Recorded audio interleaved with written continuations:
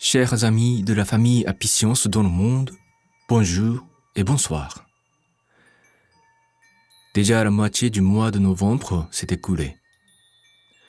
Si nous ne faisons pas attention, le temps passe très vite, sans que nous puissions accomplir de grandes choses.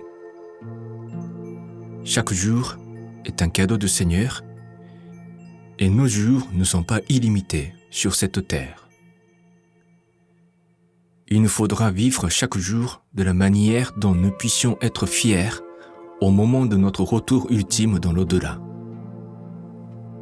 La fierté pour nous, enfants de Dieu le Seigneur, c'est de vivre dans sa lumière à chaque instant, quoi qu'il arrive, et avec la gratitude.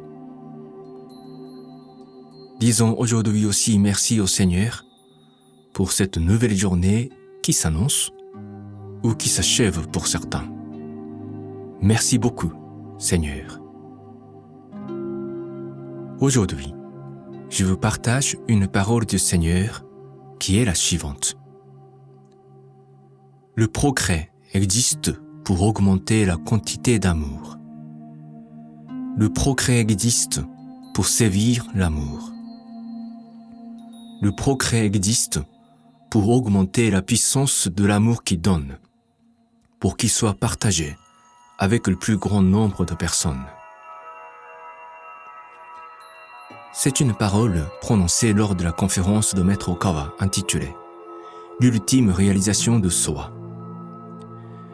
Dieu Hermès était présent lors de ce discours pour assister spirituellement Maître Okawa. Comme vous le savez, je l'espère, Dieu Hermès fait partie de la fratrie d'âme du Seigneur El Cantare, qui vivait en Grèce il y a 4300 années. Chez Apicience, Hermès était très présent dans le développement des théories de la réussite, du progrès et de la prospérité. Il nous permet d'être à la fois spirituel et apte à réussir même en ce monde, au lieu de renoncer à tout ce qu'on fait en ce monde. Un des mots-clés qui relie progrès et spiritualité, c'est amour. Vous connaissez sans doute la doctrine fondamentale d'Apicience, le noble sentier quadruple, qui commence par amour et finit par progrès. Dans notre vie aussi, nous devons toujours commencer par amour. En fait, tout commence par amour.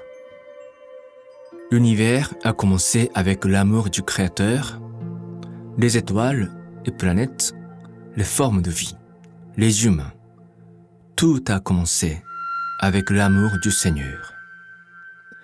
Alors, pour parvenir à notre ultime réalisation de soi, c'est aussi par l'amour qui donne, qu'on peut faire nos pas.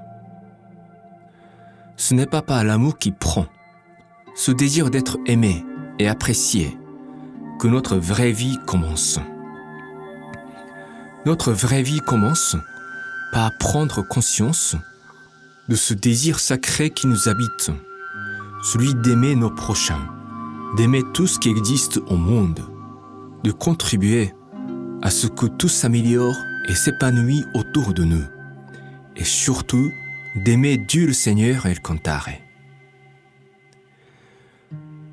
Nous voulons tous réussir en ce monde et devenir quelqu'un d'une certaine envergure et obtenir une vie aisée. La richesse fait partie de l'énergie divine et avoir envie de l'avoir n'est pas forcément négatif, même du point de vue de la spiritualité.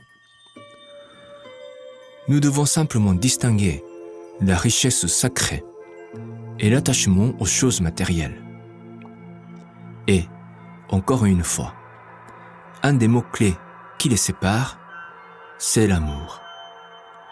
La richesse qui s'accumule chez ceux qui désirent apporter de plus en plus de lumière et joie aux autres est légitime aux yeux de Dieu. Elle se transforme aussi en la richesse spirituelle. En fait, la richesse authentique participe à la dynamique de la volonté du Créateur qui cherche à rendre toutes les créatures de plus en plus heureuses. Mais l'attachement, c'est le désir de tout garder pour soi-même, au lieu de lâcher prise. En cultivant des attachements, on s'éloigne de la vraie richesse qui découle de l'énergie fondamentale du Créateur qui remplit cet univers. Avec des attachements, certains parviennent quand même à accumuler des richesses matérielles. Mais leur esprit est sombre, parce qu'ils accumulent quelque chose qui entrave la lumière divine déversée sur leur esprit, alors même que cette dernière est l'unique source de joie pour nos âmes. On sombre ainsi dans une impasse qui s'appelle ignorance. Cherchons donc le progrès qui est au service de l'amour. Vous vous donnez du mal pour mieux vous débrouiller aux études et au travail et dans la gestion de votre société. Chaque fois que vous vous sentez dans l'impasse, il faut revenir à cette parole et dites-vous, est-ce que mon désir de progresser est pour servir l'amour ? Je regarde des émissions de télé qui racontent la vie de ceux qui ont réussi dans leurs affaires. Il y a beaucoup d'émissions de ce type dans mon pays. Récemment, j'ai vu des gens qui étaient impliqués dans l'élaboration d'un nouveau type de vélo, doté d'un moteur qui assiste à pédaler plus facilement. Ils étaient confrontés à des défis d'abord techniques et aussi administratifs.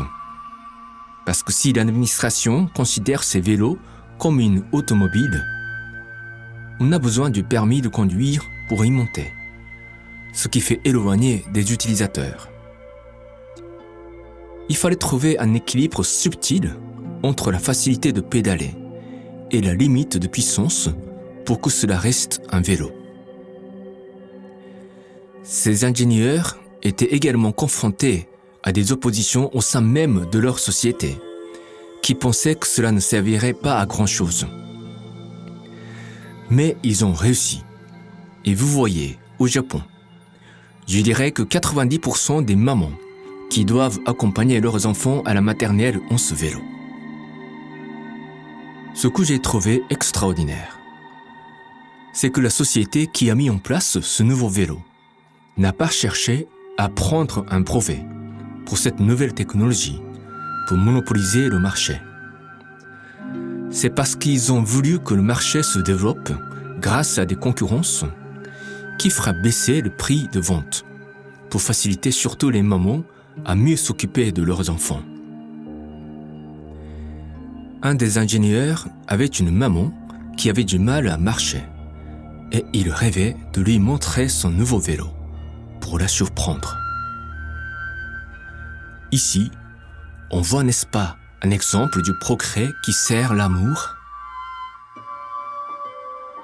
Pour mieux appréhender cet enseignement, je recommande à tous qui ont fait la dévotion aux 3 trésors et sont devenus membres disciples de réciter quotidiennement « Prière pour la réussite ». C'est tout pour aujourd'hui. J'espère qu'il y a de plus en plus d'adeptes d'Apicience qui réussissent dans leur vie pour servir l'amour et pour ouvrir non seulement leur avenir personnel et familial, mais aussi l'avenir de leur patrie. Bon courage à vous tous. Je prie que vous soyez constamment guidés par la lumière dorée du Seigneur El Cantare. Portez-vous bien et à très bientôt.